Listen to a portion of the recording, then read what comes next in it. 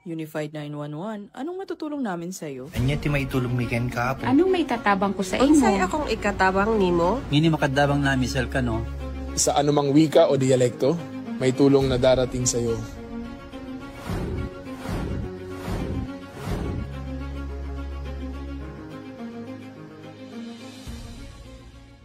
Lilingkod sa bawat Pilipino at magbibigay ng tamang impormasyon para sa tahimik at maayos na Pilipinas. Police News Network, alagad ng batas, tagapagtaguyod ng balitang pulis, sandigan ng mamamayan, patnubay ng katotohanan.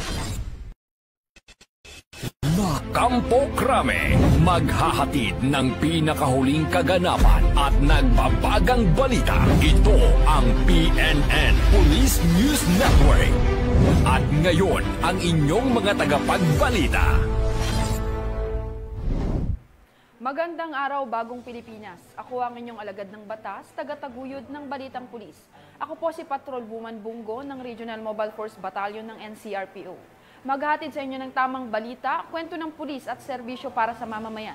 At ito ang PNP News Online, ang pangunahing balita ng Police News Network, alagad ng batas, tagataguyod ng Balitang Pulis.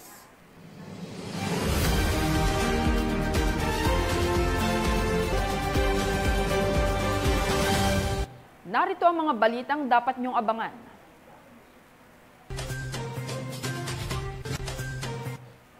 ₱763,000 na halaga ng iligal na droga nasabat sa operasyon ng Nueva Ecija PNP.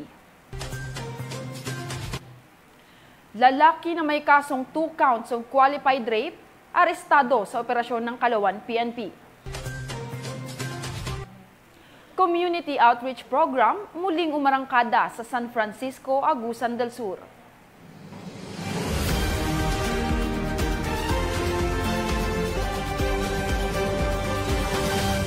Narito ang mga balitang hatid ng ating PNN correspondents mula sa iba't ibang panig ng bansa.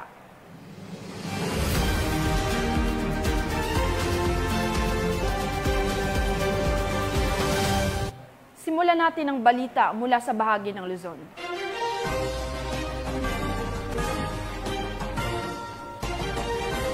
Naghatid ng kasiyahan at inspirasyon ng mga miyembro ng 103rd Maneuver Company ng Regional Mobile Force Battalion 1 matapos ang isinagawang Community Outreach Program.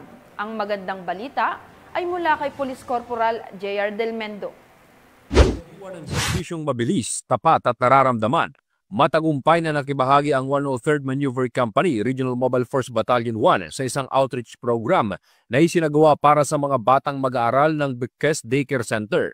Ang nasabing aktibidad ay inorganisa ng isa sa mga masigasig na stakeholder ng 103rd Maneuver Company bilang bahagi ng patuloy na pakikiisa ng unit sa mga programang pangkomunidad. Layunin ng naturang gawain na maghatid ng kasiyahan at inspirasyon sa mga kabataan. Isa sa mga tampok ng programa ang inflatable playground na maingat na inihanda at itinayo ng mga tauhan ng 103rd Maneuver Company. Nagdulot ito ng labis na tuwa, halakhak at mga ngiti sa mga batang dumalo sa naturang aktibidad. Pinangunahan ng kaganapan ni SBM Maria Teresa Villanueva na kilala sa kanyang dedikasyon at malasakit sa kapakanan ng mga mamamayan. Ang kanyang suporta at pamumuno ay naging mahalagang susi sa tagumpay ng nasabing programa. Ayon sa pamunuan ng 103rd Maneuver Company, patuloy nilang isusulong ang mga programang nakatuon sa pagpapatibay ng ugnayan sa komunidad bilang bahagi ng kanilang advokasiyang maghatid ng serbisyong tunay na nararamdaman ng mamamayan. Mula dito sa Ilocos Region, ito ang inyong PNN correspondent, Police Corporal J.R. Del Mendo, alagad ng batas, tagataguyod ng Balitang Pulis. Maraming salamat, Police Corporal Del Mendo. Higit sa ₱763,000 na halaga ng iligal na droga nasabat matapos ang anti-illegal drug operation ng Nueva Ecija Police Provincial Office. 6 na drug suspect arestado. Patrol Woman Rachel Manalo, ibalita mo. Ang high-value individuals o HBIs at isang kasabwat na pawang sangkot sa illegal na droga ang naaresto sa magkahiwalay na buy-bust operation ng NEPO. Ayon kay Police Colonel Harry Dagit Liwanag Bruno, Provincial Director ng Nueva Ecija Police Provincial Office, nagsagawa ang Gapan City Police Station ng isang anti-illegal drug buy-bust operation sa Barangay San Vicente, Gapan City, kung saan naaresto ang 3 high-value individuals alias Geleng, alias Joy at alias Jajam. Nasamsam sa mga ito ang tinatayang 55 gramo ng hinihinalang shabu na may halagang humigit kumulang 374,000. Samantalang sa magkahiwalay na operasyon ng Cabanatuan City at San Jose City Police Station, 2 high-value individuals at isang kasabwat ang nadakip. Nakumpiska sa kanila ang humigit kumulang 57.2 gramo ng hinihinalang shabu na may halagang 388,960. Kasalukuyan ng nasa kustodiya ng mga nasabing police station ang mga naarestong sospek para sa wastong dokumentasyon, pagsasampa ng kaukulang kaso at tamang disposition. Mula dito sa Nueva Ecija Police Provincial Office, ako ang inyong PNN Correspondent Patrolwoman Russell Manalo ng Cabanatuan City Police Station. Alagad ng batas, tagataguyod ng balitang pulis. Maraming salamat, Patrolwoman Manalo. Lalaking may kasong 2 counts ng qualified rape, arestado matapos ang matagumpay na operasyon ng Kalawan PNP. Tinutukan niya ni Patrolwoman Mary May Sarturio. Naaresto ng mga operatiba ng Kalawan Municipal Police Station ang suspect na kabilang sa regional level most wanted person sa lalawigan ng Laguna. Kinilala ni Police Colonel Jonor R. Yupio, Acting Provincial Director ng Laguna Police Provincial Office, ang suspect na si alias Mar, residente ng Kalawan, Laguna. Sa bisa ng warrant of arrest, naaresto ang suspect para sa kasong qualified rape of a minor, 2 bilang na walang inirekomendang piyansa. Kasalukuyang nasa custody ng Kalawan Police ang arestadong akusado para sa dokumentasyon at tamang disposisyon. Mula rito sa Calabarzon, ang inyong Police News Network Correspondent, Patrolwoman Mary May Sarturio. Alagad ng batas, tagataguyod ng balitang pulis. Maraming salamat, Patrolwoman Sarturio. Matapos ang isang vehicular accident, agad rumisponde ang mga miyembro ng Abra Provincial Mobile Force Company sa La Paz, Abra. Ang buong balita ay hatid ni Patrolwoman Jomalyn Kakanindin. Agad na responde ang tauhan ng First Abra Provincial Mobile Force Company, katuwang ang Municipal Disaster Risk Reduction and Management La Paz sa isang insidente ng aksidente sa motorsiklo na naganap sa Barangay Muding, La Paz, Abra, nito lamang ika-23 ng Oktubre taong kasalukuyan. Batay sa ulat, agad na nagtungang mga rumisponde matapos makatanggap ng ulat sa lugar ng insidente upang magbigay ng paunang lunas at tulong sa nasugatan. Dahil sa kanilang mabilis na aksyon, agad na naihatid ang biktima sa Abra Provincial Hospital para sa karampatang medikal na atensyon. Patuloy na binabantayan ng mga otoridad ang kalagayan ng nasugatan at pinapaalalahanan ang publiko na maging maingat sa pagmamaneho at sumunod sa mga batas trapiko upang maiwasan ang ganitong insidente.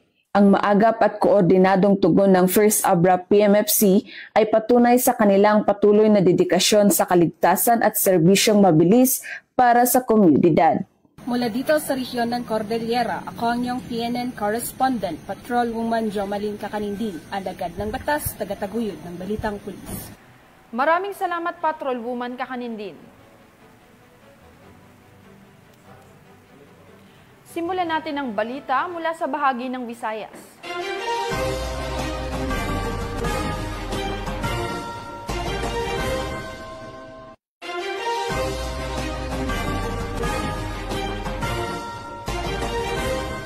Limampung anyos na babae na isa ring high-value individual arestado sa buy-bust operation ng mga otoridad sa La Paz, Iloilo City. 680,000 pesos na halaga ng ipinagbabawal na gamot, kumpiskado. Magbabalita dyan si Patrolwoman Ledeline Bansagon. Bilang bahagi ng tuloy-tuloy na kampanya ng Philippine National Police laban sa iligal na droga, matagumpay na nadakip ng mga tauhan ng Iloilo City Police Station 2 sa pangunguna ni Police Lieutenant Jeronimo Gano, Deputy Station Commander sa ilalim ng supervisyon ni Police Captain Jeffrey S. Delgado, Officer in charge ng ICPS 2, ang isang babaeng high-valued individual.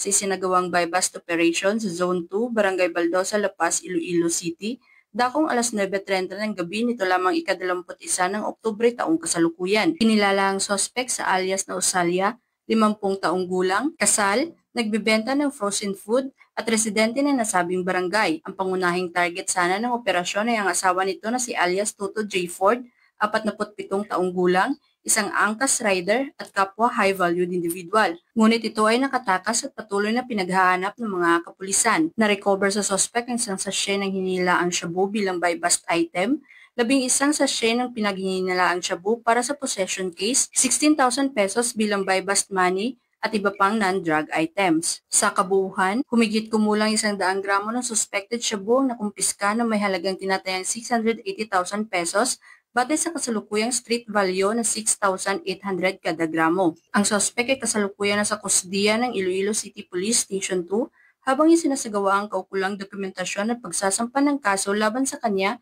sa ilalim ng Republic Act 9165 o ang Comprehensive Dangerous Drugs Act of 2002. Patuloy naman ang isinasagawang follow-up operation para sa pagkakadakip sa asawa nitong si alias Toto J. Ford. Ang matagumpay na pagkakadakip sa suspect ay patunay ng patuloy na dedikasyon ng kapulisan sa Iloilo City sa pagpapatupad ng batas at paglaban sa iligal na droga.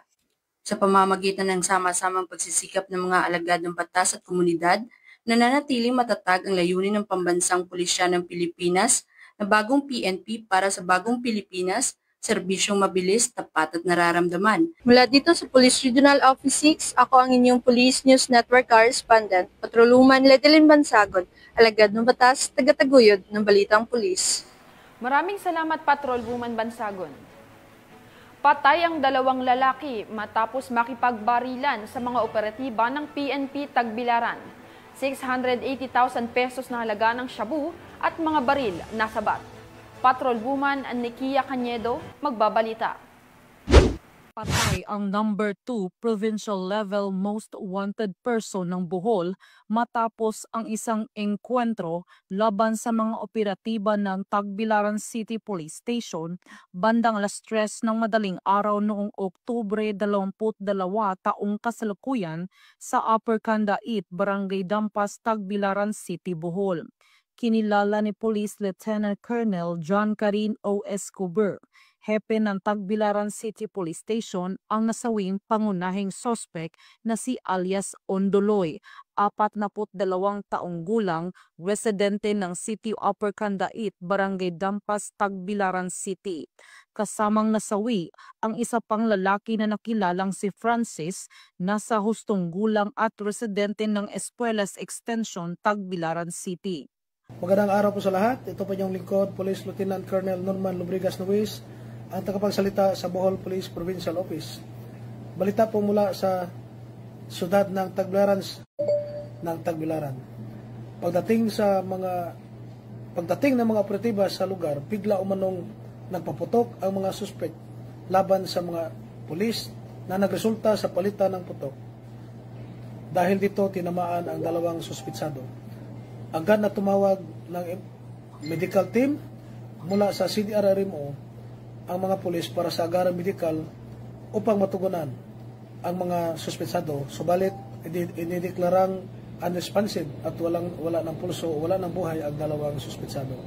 Sa isinagawang crime scene investigation ng Bohol Provincial Forensic Unit, na-recover ng mga otoridad ang isang unit KJ-9 machine pistol caliber 9mm chamber loaded, isang unit ng caliber 45 pistol chamber loaded, 8 piraso ng fired cartridge cases ng caliber 9mm, 1 piraso ng fired cartridge case ng caliber 45, 14 na medium-size heat-sealed sachets at isang self-sealed plastic pack na may lamang pinaghihinalaang shabu na may kabuuang timbang na 100 gramo at tinatayang halaga na 680,000 pesos at isang unit ng Toyota Vios.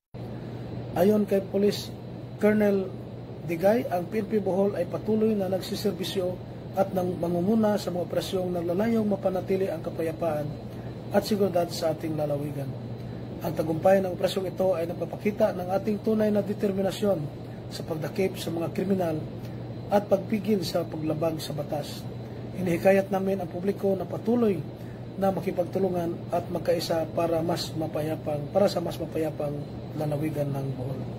Maraming salamat po. God bless you all. Mula dito sa Bohol Police Provincial Office, ako yung Police News Network Correspondent, Patrolwoman Nikia Cañedo, alagad ng batas, tagataguyod ng balitang pulis. Maraming salamat, Patrolwoman Cañedo. Arestado ang 2 individual matapos ang matagumpay na illegal drug operation ng Southern Leyte PNP. Ang buong detalye ng report mula kay Patrolwoman Maria Elena Singian. Mga operatiba ang 2 drug suspect sa ikinasang bypass operation sa Barangay San Miguel, Sugod, Southern Leyte. Bandang alas 6:17 ng gabi ng ikasang operasyon ng mga tauhan ng Southern Leyte Provincial Drug Enforcement Unit kasama ang Sugod Municipal Police Station at Southern Leyte Provincial Intelligence Unit sa koordinasyon sa Philippine Drug Enforcement Agency 8. Nakumpiska sa mga suspek ang 3 pakete ng hinihinalang shabu na may tinatayang timbang na 6.2 gramo na nagkakahalaga ng 42,160 pesos, isang 1,000 peso bill na ginamit bilang bypass money at mga drug paraphernalia. Mahaharap ang mga suspek sa kasong paglabag sa Section 5 at 11 Article 2 ng RA 9165 o Comprehensive Dangerous Drugs Act of 2002. Ang matagumpay na operasyon ay bunga ng pagpapaigting ng Southern Leyte PNP katuwang ang iba pang ahensya ng gobyerno sa kampanya laban sa legal na droga upang matiyak ang kaayusan at kapayapaan sa nasasakupan. Dahil ang bagong PNP ay nagsusulong ng serbisyong mabilis, tapat at nararamdaman. Mula dito sa Eastern Visayas, ako ang inyong PNN correspondent, Patrolwoman Maria Elena Singian, alagad ng batas, tagataguyod ng balitang pulis. Maraming salamat, Patrolwoman Singian. Simulan natin ang balita mula sa bahagi ng Mindanao.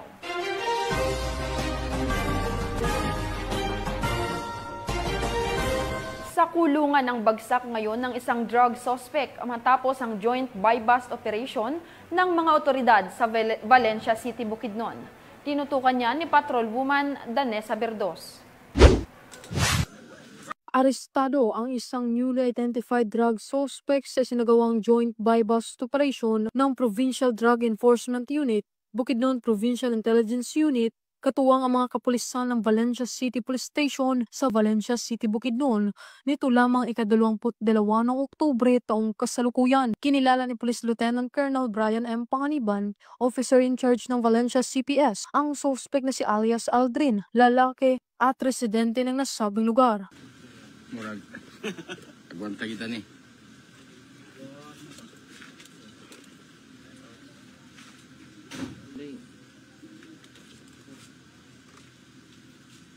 Sa sinagawang joint buy-bust operation ay nagresulta sa pagkakakumpiska ng maliliit na pakete ng hinihinalang shabu, isang cellphone at isang 500 peso bill na ginamit bilang buy-bust money. Ang suspect ay nahaharap sa kasong paglabag sa RA 9165 o Comprehensive Dangerous Drugs Act of 2002.